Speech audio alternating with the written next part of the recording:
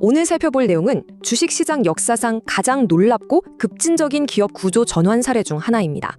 한 회사가 어떻게 자신의 과거를 완벽하게 지워내고 완전히 새로운 산업의 최전선으로 뛰어올랐는지 그 숨겨진 전략과 구조를 한번 제대로 파헤쳐 보겠습니다. 상상해보세요. 디지털 헬스케어 앱을 만들던 회사가 어느 날 갑자기 스페이스X와 손잡고 우주항공 생태계를 쥐락펴락한다. 네, 방금 전까지만 해도 라이프스멘틱스라는 이름으로 의료 AI 소프트웨어를 만들던 회사가 지금은 글로벌 톱티어 우주항공 SCM 오케스트레이터인 스피어로 완전히 탈바꿈했습니다. 건강관리 앱 회사가 어떻게 뉴스페이스 경제 핵심 플레이어로 변신할 수 있었을까요? 정말 흥미로운 지점이죠. 첫 번째 파트, 궁극의 기업 피벗입니다. 이 역대급 합병 메커니즘이 어떻게 굴러갔는지 보시죠. 이 모든 과정의 진행된 속도는 진짜 경이로울 정도입니다. 2024년 7월 유상증자와 구주 양수도 계약이 딱 시작되더니 9월에는 최대 주주가 바뀌면서 무려 200억 원 규모의 대규모 전환 사채를 쫙 끌어옵니다. 우주항공으로 진격할 실탄을 단번에 챙긴 거죠. 그리고 2025년 4월 마침내 스피어 코퍼레이션으로 간판을 바꿔답니다. 비상장 우량 제조사가 기존 상장사의 껍데기를 활용해서 우회 상장하는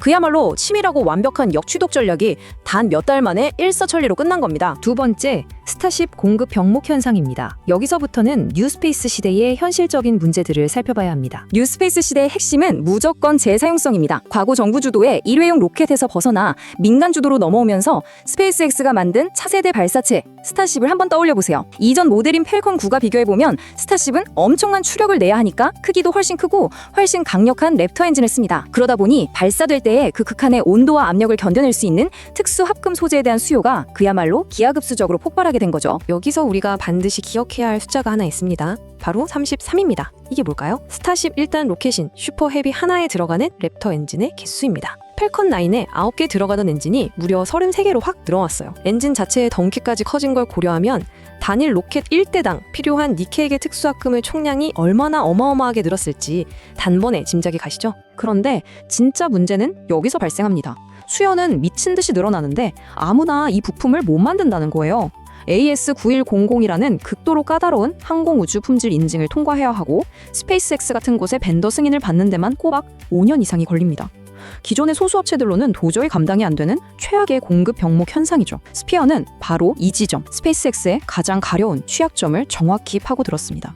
세 번째 주제, 스피어는 이 문제를 어떻게 해결했을까요? 바로 SCM 오케스트레이터 모델입니다. 놀랍게도 스피어는 스페이스X와 무려 10년, 최소 1조 5천억 원 규모의 장기 바인딩 공급 계약을 덜컥 체결해버립니다. 전 세계 벤더 중 최초라는 타이틀과 함께요. 이건 그냥 부품 몇 개 납품하는 수준이 아닙니다. 이 엄청난 규모의 파트너십은 스피어의 탄탄한 미래 현금 흐름을 보장할 뿐만 아니라 아예 스페이스X와 핵심 로드맵을 공유하는 전력적 동반자가 됐다는 뜻입니다. 스피어 비즈니스 모델에 아주 강력한 닻이 내려진 셈이죠. 계약을 따낸 비결은 바로 국내 최고 수준의 정밀 제조 인프라를 하나로 묶어낸 번들링 전략에 있습니다. 1단계로 2039년까지 특수합금 정밀 튜브 전문 기업인 트리스와 독점 유통 계약을 맺었고요. 이어서 2단계로 2036년까지 최상급 정밀 가공 기술을 보유한 하나 에어로다이내믹스와 장기 독점 계약을 맺어버립니다. 흩어져 있던 한국의 에이스급 제조사들을 스피어라는 거대한 우산 아래 완벽하게 수직 통합시켜버린 겁니다. 그래서 스피어는 스스로를 남의 물건이나 때라 파는 단순한 하청업체라고 부르지 않는 겁니다. 원자재를 발굴해오는 것부터 그걸 가공하고 스페이스X에 최종 납품하는 전 과정을 기획하고 통제하니까요. 그야말로 진정한 가치 창출자이자 공급망 전체를 조율하는 오케스트라 주의자인 셈이죠. 자, 네 번째로 시야를 조금 더 넓혀보겠습니다. 원자재 상류 통제, 즉 인도네시아 니켈 재련소 투자 이야기입니다. 스피어의 이 수직 통합 전략이 얼마나 진심이냐면요. 인도네시아 모로알리 산업단지에 위치한 ENC 니켈 재련소 지분 10%를 인수하는데 우리 돈으로 무려 3,100억 원, 약 2억 4천만 달러를 쏟아붓습니다. 이렇게 어마어마한 돈을 태워서 우주항공 부품에 절대적으로 필요한 초고순도 클래스 1 니켈을 연간 7만 2천 톤 규모로 든든하게 확보해버린 겁니다. 이건 단순히 광물을 사왔다는 개념이 아닙니다. 세계 최대 니켈 기업인 청산그룹 등과 파트너십을 맺으면서 글로벌 원자재 패권에 직접 입김을 행사하게 된 거고요. 특히 미국 우주국방산업 쪽에서 엄청 깐깐하게 요구하는 원자재 출처 추적성 문제를 선제적으로 해결했습니다. 게다가 밸류체인의 맨 꼭대기, 가장 저렴한 원가를 직접 통제하니까 지정학적 리스크나 가격 변동에 휘둘리지 않고 두 자릿수 이상의 튼튼한 마진을 가져갈 수 있게 됐죠. 일반 벤더들과는 근본적인 체급 차이를 만들어낸 핵심 비결입니다. 다섯 번째 주제입니다. 스페이스X의 양산 시점과 맞물리는 2026년 퀀텀 점프 전망입니다. 지금 보시는 이 2025년 현금 흐름 지표들 언뜻 보면 상당히 걱정스러울 수 있습니다. 매출은 9,560억 원대로 훌쩍 뛰었는데 영업이익은 40%나 푹 꺼졌고 특히 영업활동 현금 흐름은 마이너스 1,460억 원이 넘는 대규모 적자거든요. 근데 여기서 우리가 진짜 주목해야 할 포인트는 이 엄청난 적자의 진짜 이유입니다. 스페이스X랑 맷은 그 1.5조 원짜리 물량을 맞추기 위해서 인도네시아 광물이나 하위 벤더들한테 재고랑 선급금 명목으로 막대한 운전자본을 미리미리 쏟아부었기 때문이에요. 폭발적인 성장을 위해 반드시 거쳐야만 하는 일종의 마찰 비용, 즉 성장통인 겁니다. 그리고 그 막대한 선투입의 결과는 바로 이듬해인 2026년에 극적으로 터질 전망입니다.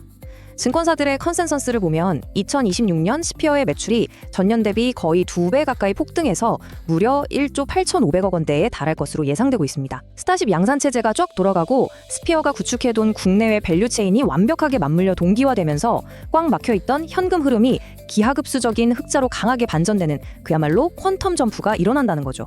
마지막 6번째 파트입니다. 하지만 장밋빛 전망만 볼 순 없죠. 객관적으로 따져봐야 할 잠재적 오버행 리스크 평가입니다. 현재 주주 구성을 자세히 뜯어보면 아주 뚜렷한 특징이 하나 나옵니다. 유통 주식의 대다수인 58% 이상이 일반 개인 투자자들에게 집중되어 있다는 점이죠. 내부자 지분이 39.5%라서 경영권 자체는 꽤 안정되어 보이지만 문제는 정보력이 빠르고 장기 투자를 주로 하는 국내외 기관 투자자 비중이 불과 1%에서 2%대 수준에 머물고 있다는 겁니다. 이건 스피어의 주가가 펀더멘털 그 자체보다는 스페이스X라는 화려하고 거대한 테마에 편승한 개인들의 쏠림 수급으로 아주 강하게 밀어 올려진 상태라는 걸 의미합니다.